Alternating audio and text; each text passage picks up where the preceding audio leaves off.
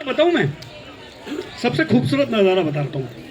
मैं वहाँ खड़े खड़े मदन जी को देख रहा था कि उनसे जो लोग मिल रहे थे वो एक माँ और पुत्र ममता नहीं होती है, जैसे माँ से एक बच्चा मिलता है और एक गले मिलके वो एक इतना प्यार देता है।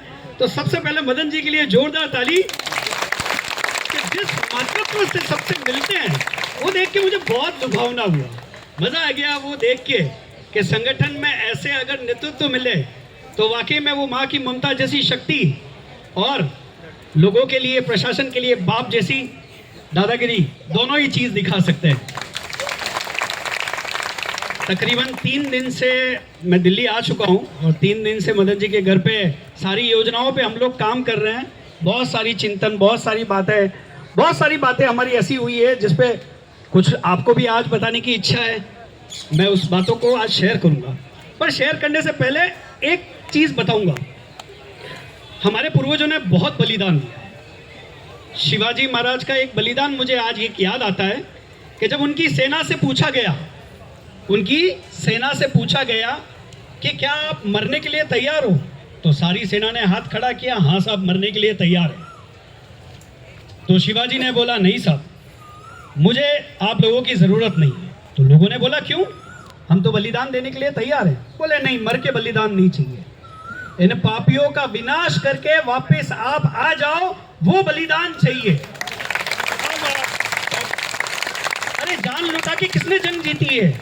मत करो ये काम कि हम जान लुटा देंगे और जंग जीत जाएंगे।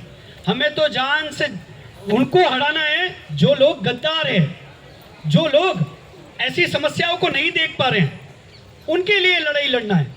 मेरा अनुभव विदेशों का बहुत रहा है। लगभग मैं 22-23 देश घूम चुका हूँ और 22-23 देशों के अंदर मैंने बहुत से विद्यालयों में और कॉलेजों में जाके बहुत सारी स्पीच भी दी, बात भी की अपनी। मुझे इस पूरी दुनिया में छठी का एक अध्याय याद आता है जो भारत में ही है। कहीं दुनिया में मैंने वो अध्याय नहीं समझा और ना सुना। आप लोगों ने भी शायद वो सुना होगा और समझा होगा कि एक लकड़ी को तो हर कोई तोड़ सकता है, लकड़ी के पूरे गट्ठे को ये लकड़ी का गट्ठा बनाने हैं हमें। ये लड़ाई हम लोगों के लिए क्यों महत्वपूर्ण है? जब हम सब मिलके एक लकड़ी का गट्ठा बनेंगे। मैं अभी हमारे प्रदेश अध्यक्ष MP शर्मा साहब के साथ में हनुमानगढ़ गया था।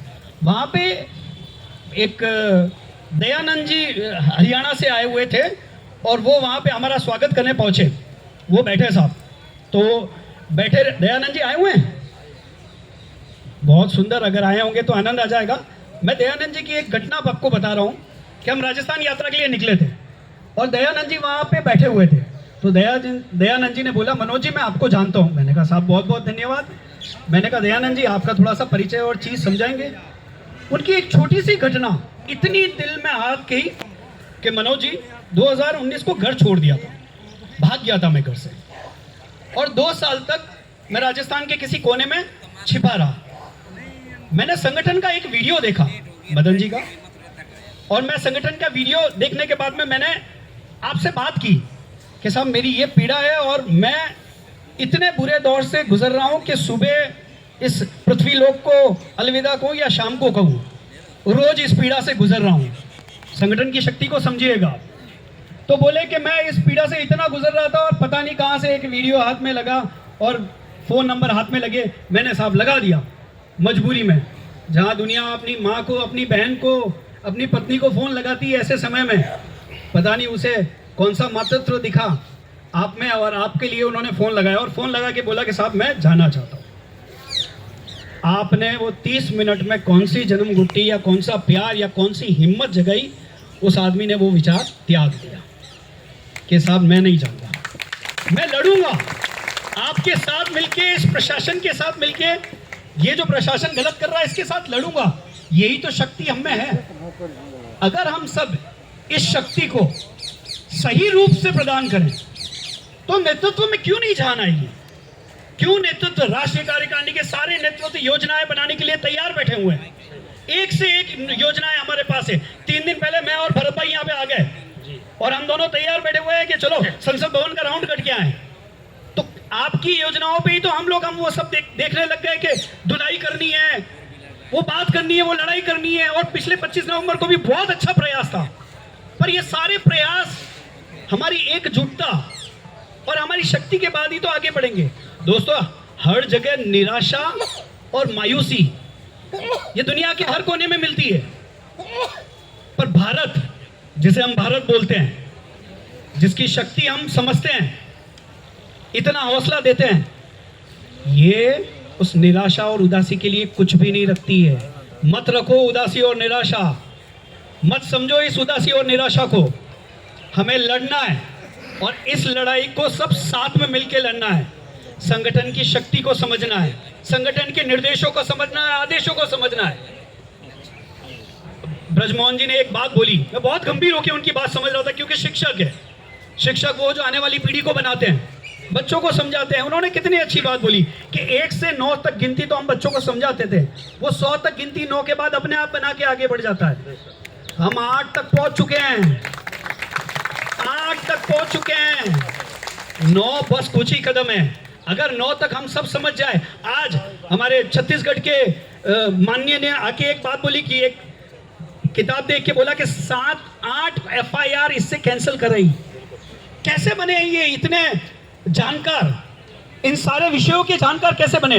जब मैं राजस्थान में 2 बार यात्रा के लिए गया, लगभग मैं पहले 24 या 25 जिलों के अंदर यात्रा पे गया था, तब मैं देखता था कि हर व्यक्ति प्रशासन से लड़ाई लड़ने में और सरकार से लड़ाई लड़ने में इतनी हिम्मत जुटा चुका है। कहां से आई है हिम्मत? संगठन से। और इतनी हिम्मत आई है कि आज वो पुलिस वालों से बात करता है, आज वो कलेक्टर से बात कर रहा है, वो SP से बात कर रहा है, और बात करने में बिल्कुल नहीं घबराता, सोचता नहीं है। ये संगठन की ताकत है, ये हिम्मत है। और अगर संगठन अगर आपको इतनी हिम्मत दे रहा है, हमें भी फर्ज बनता है ऐसी हिम्मत देने का। अगर कल मैं बीमार हो गया, संगठन के कोई राष्ट्रीय कार्यकारिणी बीमारी हुई, कहां से लाएंगे? योद्धा बाहर से लाएंगे। इन्हीं में से तो योद्धा आएंगे जो आके वापिस इस लड़ाई को संभालेंगे। तो हमें एक दूसरे का हाथ पकड़ने ऐसी लड़ाई को संभालना है। और 2 दिन पहले मदन जी ने एक वीडियो बनाया था, जिसमें मुझे बोला कि मनोज जी, आप एक जो बात कही है वो वीडियो में भी करो। मैं तीसरी बार वो बात कहने जा रहा हूँ। पहली बार तो मदन जी के साथ में बैठ के गई, दूसरी बार वो वीडियो में गई थी, तीसरी बार एक और बात कहता हूँ। ये घड़ी देख के न्याय मत करो। घड़ी देख के न्याय मांगना पूर्ण तरह गलत है। अगर घड़ी देख के न्याय मांगा होता तो हमारे पूर्वजों ने देश को ऐसे आजाद कराया होता? 200 साल लगे। 200 साल लगे। कोई भी क्रांतिकारी थका नहीं था, ना घबराया था। एक पीढ़ी मरी, दूसरी आई, दूसरी मरी, तीसरी आई, बलिदान देते हुए यहां तक पहुंचे। अब बलिदानों में क्यों डर है? 2 साल हो गए मदन जी, क्या होगा? कभी मुझे पूछते हैं, साहब 2.5 साल हो गए। अरे साहब, न्याय और समय, इसका तालमेल मत बैठाओ। वो समय का तालमेल ईश्वर बैठाएगा। अगर सब काम हम ही कर लेते तो फिर ईश्वर क्या करता? कुछ शक्तियां उस पर भी छोड़नी है हमें। इतनी अच्छी अच्छी आज बात कह रहे हैं सारे लोग, बहुत सुंदर नज़ारा मिल रहा है। मैं तो वहाँ खड़े रहते हुए भी इतना प्रसन्न हो रहा हूँ और मिलके भी इतना अच्छा लग रहा है कि वाकई में ऐसी ऊर्जा हमेशा बनी रहे। साथियों,